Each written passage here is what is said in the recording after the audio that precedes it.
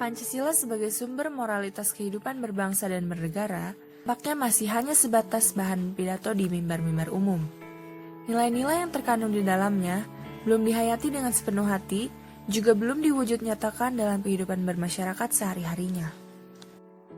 Selaku anak bangsa, kita harus malu kepada para pendiri negara yang telah bersusah payah meletakkan fondasi negara, yaitu Pancasila. Dengan Pancasila, para founding fathers menginginkan bangsa ini berdiri kokoh dengan menjunjung tinggi nilai-nilai yang terkandung di dalamnya, seperti persamaan hak, solidaritas, keadilan, sikap saling menghormati dalam keanekaragaman, dan sikap saling mendukung untuk kemajuan dan kesejahteraan bersama. Namun, nilai-nilai yang terkandung dalam Pancasila itu kini terus tergerus oleh semangat pemenuhan ambisi-ambisi material.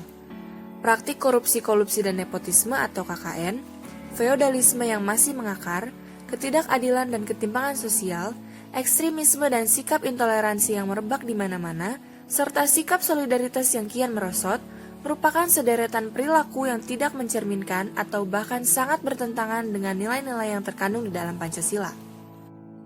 Perilaku KKN yang telah menjelma menjadi praktik berjamaah para penyelenggara negara, kini telah melanda ke tingkat pusat hingga daerah. Dari kalangan para pejabat eksekutif, anggota legislatif, yudikatif hingga para penegak hukum. Padahal, praktik KKN jelas-jelas sangat bertentangan dengan sila pertama Pancasila yakni ketuhanan yang Maha Esa dan sila kedua Pancasila yakni kemanusiaan yang adil dan beradab. Selain itu, merosotnya semangat pluralitas dan solidaritas sesama anak bangsa adalah sebuah pencideraan terhadap nilai yang terkandung dalam sila ketiga Pancasila, yakni Persatuan Indonesia. Harus kita akui bahwa kemajemukan sebagai bangsa kini sering terancam oleh kian maraknya sikap intoleransi yang dikembangkan oleh kelompok-kelompok tertentu dalam masyarakat.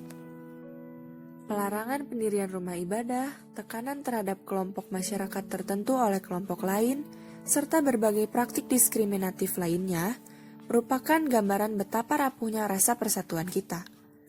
Keadilan sosial bagi seluruh rakyat Indonesia yang tercantum pada sila kelima Pancasila juga masih menjadi sebuah barang mewah untuk kehidupan bangsa kita sekarang ini.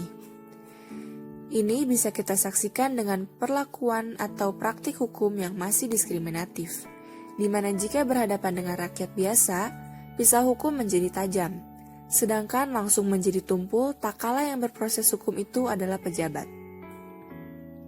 Ketimpangan sosial yang masih tinggi menandakan bahwa negara gagal mewujudkan kesejahteraan dan keadilan bagi semua rakyatnya. Kita tidak boleh membiarkan nilai-nilai Pancasila yang luhur itu terus tergerus oleh perubahan zaman.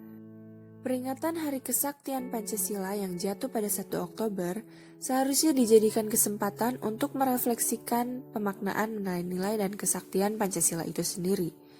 Kita harus menjunjung tinggi nilai-nilai Pancasila agar kita tetap dipandang sebagai bangsa dan negara yang beradab, beragama, beretika, dan bermoral. Di tengah terpaan pengaruh kekuatan global, kita justru harus menguatkan dan melengkapi diri agar tidak tersesat dalam lika-liku zaman sekarang ini. Salah satunya adalah dengan menggali serta merevitalisasikan nilai-nilai yang terkandung dalam Pancasila itu.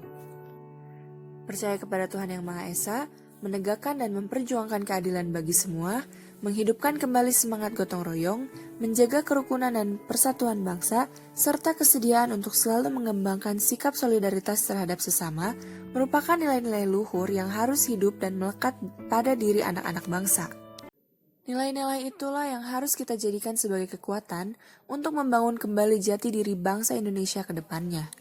Kita yakin bangsa ini bisa berdiri tegak hanya jika kita mau bekerja keras dan bergotong royong untuk kembali menghidupkan sekaligus mengimplementasikan nilai-nilai Pancasila dalam kehidupan berbangsa dan bernegara.